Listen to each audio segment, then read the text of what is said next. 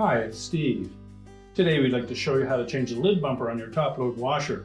It's a really easy repair. Let me show you how we do it. Now to change the lid bumper on this washer, we're simply going to open up the lid. If the old lid bumper is still intact or partially intact, just take a razor knife, cut the back off it and discard it. And then we'll moisten the pointed end of that new lid bumper with either a little bit of dish detergent or something like that. Make sure the hole is clear and then twist the new one into place. You need to use a fair bit of force to push it into that opening. Make sure it's popped in all the way so that it sits flush on the bottom lip of that lid.